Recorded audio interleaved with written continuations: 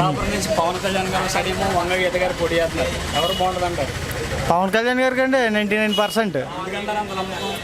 పవన్ కళ్యాణ్ గారు మంచి చేస్తున్నారు కాబట్టి అండి. ఏం చేయారండి? ఇప్పుడు పిఠాపురం పోటీ వెళ్ళదు కదా ఇప్పుడు వచ్చి కౌలు రైతులకి ఏ రాజకీయ నాయకుడు అని డబ్బులు ఇచ్చాడా?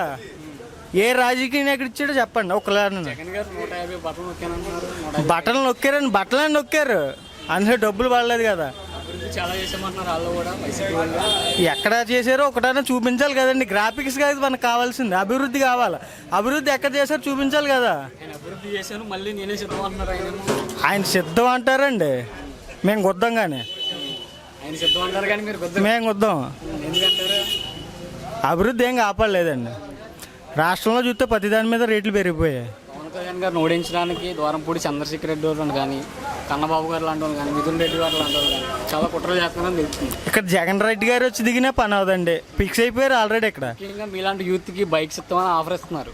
ఏమి ఇచ్చినా అట్లా కారు ఇచ్చినా ఏమండి, ఓన్లీ జనసేన అండి. పవన్ కళ్యాణ్ గారు ఎందుకంత నమ్మకం? ఎందుకు వేస్తారు?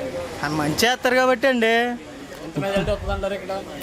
మేమండి మేమకైతే 70-80 వేలు లెక్కేసుకుంటున్నాం. మీ గొల్లపు రోల్ ఎలా ఉంటుందండి? ఆయనకి మా గొల్లపు రోల్ ఎప్పుడు మెగా ఫ్యాన్స్ ఎక్కువ అండి ఇక్కడ. మెగా ఫ్యాన్స్ ఎక్కువ అంటారు. ఆయన రావాలంటారు ఇక్కడికి పవన్ కళ్యాణ్ గారు? ఆయన రావనవసరం లేదండి.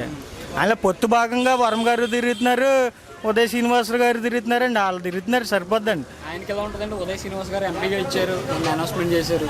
ఆయన గ్రౌండ్ లెవెల్లో బాగా తిరుగుతున్నారండి, బాగా పనిచేస్తున్నారు. ఇక్కడ పడతాయంటారు ఓట్లు? పడతాయండి. ఆయన జనసేనలోకి వచ్చాక ఇక్కడ చాలామంది కలిసారండి. జనసేనలోని దళిత వాడల్లో కావచ్చు, ఇక్కడ కావచ్చు, కాలనీలో కావచ్చు, ఆయన వచ్చాక చాలా చేరికలు జరిగాయి. చివరిగా 5 ఏళ్ల పరిపాలన ఎలా ఉందంటారు? అస్సలు బాగోలేదండి. పేదవాడు అన్నవాడు తిన్నాకే ఏమైనా రేటు తగ్గిందండి? ఒక్క వస్తువు మీద తగ్గిందా? ఏ వస్తువు మీద తగ్గిందండి? అన్నిటి మీద రేట్లు పెంచుకుంటూ వెళ్ళిపోయారు కదా. నేను వస్తే పూర్తిగా రేట్లు తగ్గించేస్తా అన్నాడు, ఎక్కడ తగ్గించేసాడు? ఒక్క ఐటమ్ మీద తగ్గించేయడమో చెప్పమానండి. తగ్గించాడు, మందు మీద తగ్గించాడండి. చెత్త మందు అమ్ముతున్నారు, ప్రజలు చచ్చిపోతున్నారు. ఎక్కడ బాగుంది? ప్రజలందరూ చెప్పుకుంటున్నారండి. మీరు ఏ కాలనీకి వెళ్ళినా, ఏ సెంటర్కి వెళ్ళినా, ఏ వీధికి వెళ్ళినా ఏమన్నా అదే చెప్పుకుంటున్నారండి. మాకు ఈ పరిపాలన నచ్చలేదు. జనసేన పక్కా, మా యూత్ అంతా జనసేన అండి. పెద్దవాళ్ళు కూడా ఆల్రెడీ అనుకుంటున్నారండి. మా ఇంట్లో పెద్దవాళ్ళు కూడా ఈసారి మారుద్దాం, ఒకసారి ఛాన్స్ ఇద్దాం, ఈయనకి ఒక ఛాన్స్ ఇచ్చాం, ఆయనకు కూడా ఒక ఛాన్స్ ఇచ్చి చూద్దామని అందరూ అంటున్నారండి. అయితే యాక్చువల్గా అయితే వరం గారు అమ్మాయిని బాగుంటుంది అండి, చేస్తారు. మనవాడు తక్కువ చెప్పినట్టు మెజార్టీ 1,00,000 పైన ఉంటుంది. అందరూ వేస్తానంటారు కదా, ఒకసారి చూస్తున్నారు. వరం గారు ఒకవేళ ఇండిపెండెంట్గా పోటీ చేయకపోతే కొంత ఏమన్నా మెజార్టీ తక్కువ 100% చేస్తా అంటున్నారు కదా, తిరుగుతున్నారు కదా ఆల్రెడీ. ఆయన ఇంకా పవన్ కళ్యాణ్ ఇంకా నామినేషన్ అయిపోయినా తిరుగుతున్నారు కదా. గొల్లపూర్లో ఎప్పుడు కూడా ఇంకా టీడీపీకి ఎక్కువ ఉంటుంది. ఇంకా అలా టీడీపీ జనసేన పొత్తు కాబట్టి బాగుంటుంది, చూడకల్ టీడీపీ ఎక్కువ ఉంటుందంటారు ఇక్కడ. ఉంటుంది. తెలుసండి పవన్ కళ్యాణ్ అనే వ్యక్తి గొల్లపూర్లో చాలా మందికి తెలుసు అంటారా? తెలుసు. ఏ విధంగా తెలుసండి? ఏముంది కానీ చూస్తున్నాం కదండి, సినిమాల్లో చూస్తాం. ఒక అవకాశం ఇద్దారని చెప్పి అందరూ అంటున్నారు. ముందుసారి ఇక్కడ పోటీ చేస్తారని అనుకున్నారు, కానీ ఆయన ముందుసారి భీమవరం గాజువాక ఎంచుకున్నారు. ఈసారి అన్న నిర్ణయం తీసుకున్నారు. వైసీపీ వాళ్ళు మీ యూత్కి బైక్ ఇస్తామని బంపర్ ఆఫర్ పెట్టారు. బైక్ లేని ఉన్నాడన్న 10 ఇంటికి బైక్ ఉంది, ఆయన ఇస్తే బైక్ దొక్కుతుంది, మన పనే ఉంది. గోల్డ్ ఇస్తారన్న పవన్ కళ్యాణ్కి. మరి అది మా ఆడవాళ్ళ విషయం మనకు తెలియదు కదా. మరి మీరేం చేస్తారు? మా మట్టుకైతే మేము న్యాయం చేస్తాం. ఎవరికి న్యాయం చేస్తారు? పవన్ కళ్యాణ్ గారికి న్యాయం చేస్తాం. బైక్ ఇచ్చి తీసుకుంటారు వైసీపీ. ఎందుకన్నా ఉన్నాయి కదా, ఉన్న అట్లోనే పోయించలేకపోతున్నాం. ఇంక మరి అట్లే పోయింతాం. ఓవరాల్గా 5 ఏళ్ళ పరిపాలన ఎలా ఉందా? ఇంకేంటంటే మిడిల్ క్లాస్ వాళ్ళకు మాదిరిగా అందే.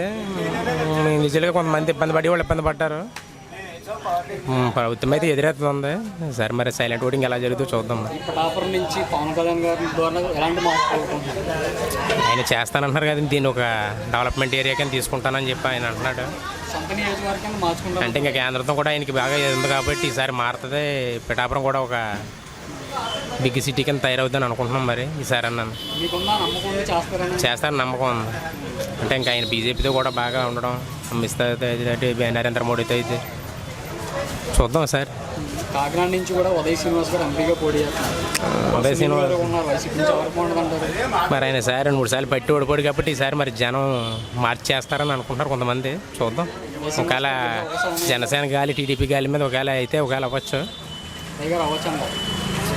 50-50 చెప్తున్నాను కదా. అంటే సునీల్ గారు 2 టర్న్లు ఓడిపోన్నారు కదా. మరి ఒకవేళ అయినా జనం చేస్తే చేయొచ్చు ఆయనకి. అంతే 50-50 చెప్తున్నాను. నిన్న కదా అనౌన్స్ చేశారు, చూద్దాం ఇంకా మరి. అవకాశం ఉందంటారు. అంటే కొంతమంది 2 సార్లు ఓడిపోన్నారు కదా, ఒకసారి సునీల్ గారు కూడా వేద్దాం అన్న దాని మీద ఉంటుంది కదా. ఇప్పుడు పవన్ కళ్యాణ్ గారు 2 దిక్కులు ఓడిపోయారు, ఈసారి ఎక్కడైనా నెగ్గించాలని ఎలా ఉంటున్నారు. అలాగే ఆయన 2 టర్న్లు ఓడిపోన్నారు కదా. మనం బట్టి 50-50 లెక్కేసుకోండి. ఇంకా అదంతా ఇంకా పార్టీకి గాలిని బట్టి పోవద్దు.